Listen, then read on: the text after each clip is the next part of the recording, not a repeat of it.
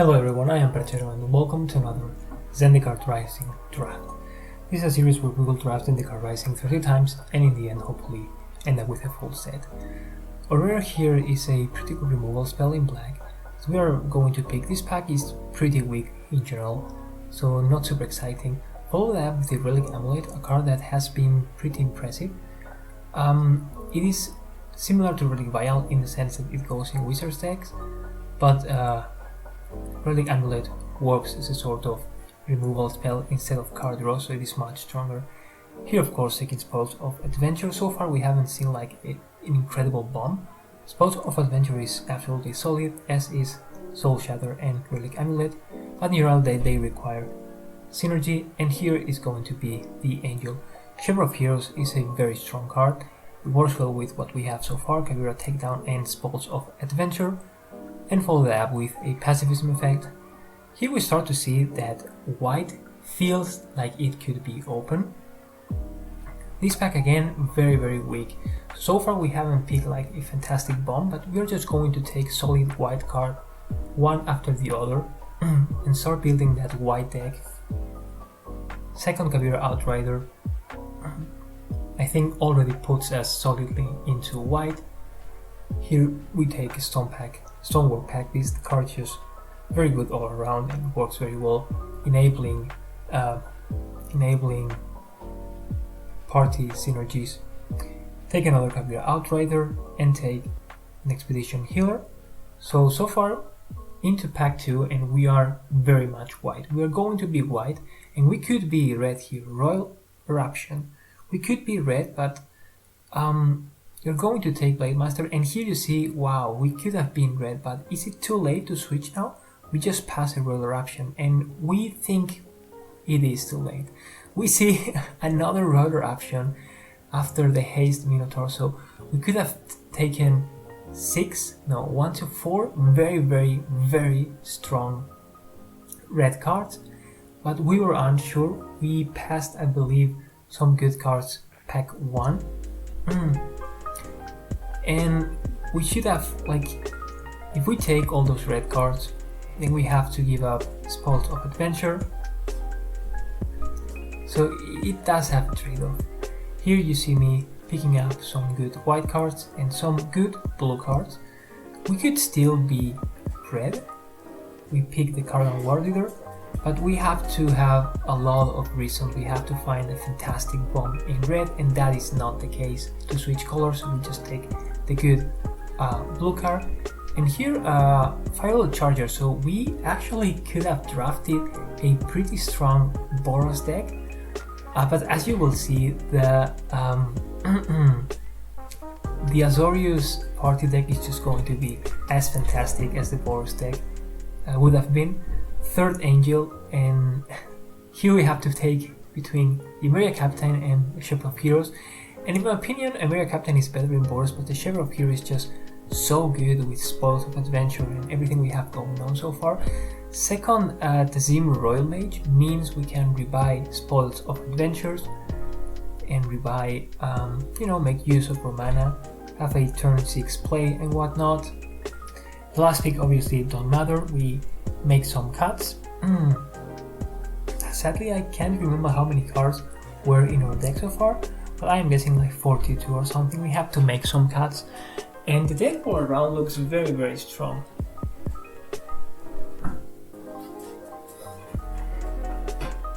This is an Azorius party deck that has a very high top end with multiple angels and many ways to get ahead.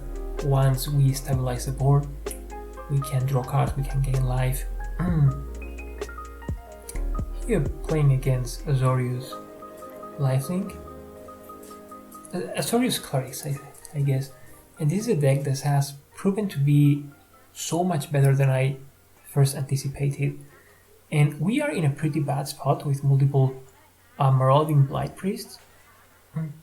We choose to play Kavira Outer and put the opponent to 16. And even though they are going to drain us, double Angel in our hand means that it is very hard for our opponent to actually kill us. We choose not to attack as to play a second Shaper of Heroes, putting us in the 30s territory. Wow, the third angel surely going to put a dent in our opponent's moral.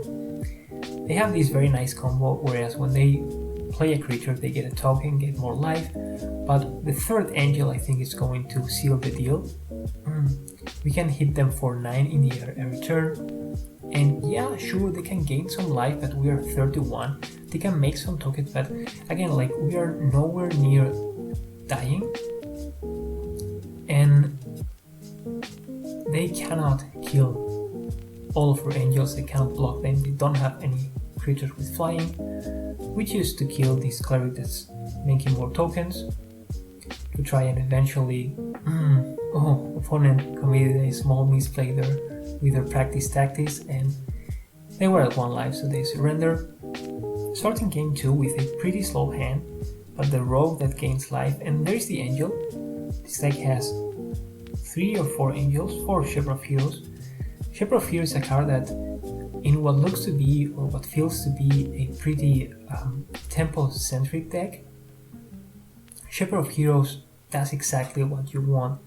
It is rather expensive, 5 mana, but as a 3-4 it dodges most of the removal in this format, or I guess it dodges the most common removal, which is Royal Eruption, and it gains just enough life for you to turn around the race.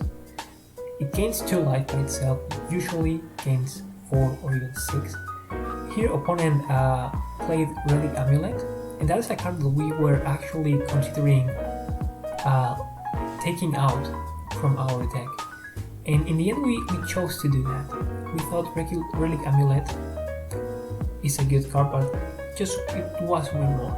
A 4th Shepherd of Heroes is most likely going to be better than a Relic Amulet. We were not playing that many instant of sorceries, that many wizards to make it worth it.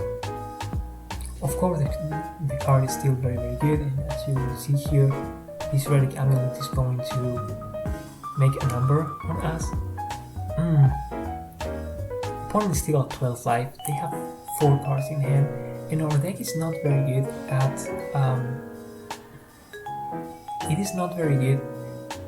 bursting our opponent down to single digits, down to very low life total.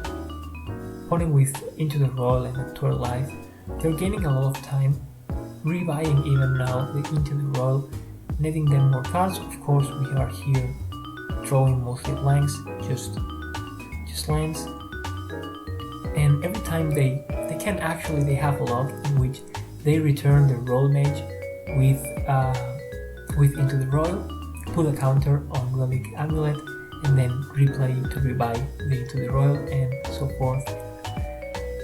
And that's not what the opponent is doing. The opponent drew some cards, played some creatures, but the option to do that was there. And us having drawn so far 11 lands makes it pretty hard to fight against all that good value. Opponent now even with a 4/4 flyer Vigilance, which means that our Shepherd of Heroes that can just attack for 3 cannot attack into that Emeria Captain. Practice Tactics could be a play here. We choose not to play the Attendant Healer. I am unsure why we did that. But anyway, they activate their Seafloor Stalker multiple times. Sadly, we cannot kill it. They remove a creature, pump it again and again and again, and burst us down to 0. Or to -1, I guess. Still the deck.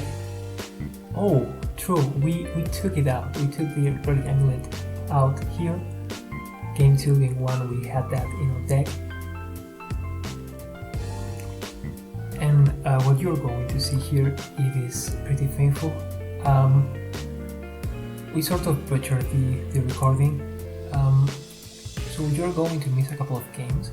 I can assure you those games were easily won by this mono white slide splash blue monstrosity. we took out the Divaric Amulet and then went on to win. I am not really sure how many games. We are 4-1 so far, but I can assure you that you will get to see those last few games. This is 4-1 and you see the opening hand immediately. You see us winning the game. 5-1, and 5-1 you can finally get to see this game. We keep a hand with just 2 lands, but 2 double strikers, and now double Kabira Outrider. Kabira Outrider, of course, very good with creatures with double strike. And as you see here now, we are in desperate need of that land, and that's why we cast the Faucet Head to try and find a 4th land. 4th land took a little while to come. We managed to find it, like Kabira Outrider, and then put the opponent down to 10 life. Second Kabira Outrider is going to make a number on them. We are considering playing like multiple small creatures that have different names. Rogue and Packbeast works as a wizard, so that once we play the Kabira Outrider, the second Kabira Outrider, we can drop the opponent down to 0 or hit them for a huge amount of damage.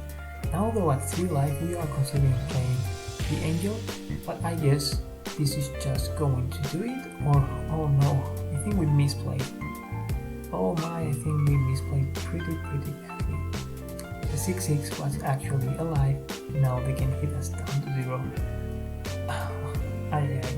So this was 5-2, so we still have 2 games to go, and if my recording doesn't screw up, we will be able to see the end of this draft. Starting off pretty good, though missing a play turn 3, I guess, missing a land turn 3. Now we just cast Spells of the Ball. We don't want to miss any more land drops. We have double Shaper of Heroes, so we are nowhere near dying, and actually have a very good mid to late game with so many Shaper of Heroes. So we are going to stabilize. This Stalker that the opponent has there is sort of scaring us because it can become unblockable and can become huge and whatnot. Our second Shaper of Heroes gets countered sadly, and we get to remove their 3/2 so that they don't draw a card. But they choose to into the road their own creature, which is pretty interesting in my opinion. And we keep on hitting them down to 14 now, so this is a race, and they have a lifelinker in the race. They have some tempo plays, but our creatures are just so much bigger. Now a 5/5 double striker that forces the trade. I guess I was wrong when I said that this deck didn't have burst. It certainly has with 2 double striker and the Kabira Outriders. Simply a very powerful combination called Blade Master. It didn't draft any equipment, but the +X/+X ability on Kabira Outrider has proven so far to be very powerful in combination with a double striker. 2/1 lifelinker is not going to cut it. The Sim Royal Mage opens here many different possibilities. Opponent even helping us, milling us. We choose to return the Spoil of Adventure that we can cast right away because our party is completely full. And even though the opponent has 5 cards in hand, we are 10, they're just at 11. Having the ability to rebuy and recast Spoils of Adventure is going to be game defining here. We find more land, we find more shepherds, and we can keep on hitting them. The only thing we would be scared of, I guess, would be a mass removal spell. This Seagate Stalker is a fantastic draw. Allows us to draw a card and then get another spoils and whatnot. And finally you get to see the last game, and this last game is going to go very smoothly for us. Core Blade Master into a 2-drop, into Kabira outright. We choose not to play the Kabira takedown. That could have been a possibility, but we were hoping to find more land. There's the angel, opponent down to 12, and the opponent doesn't even want to see anything anymore. So pretty sad to miss on those games in the middle, but they were swiftly won. So anyway, thank you for watching. I am Perchero, and see you again next time in the arena.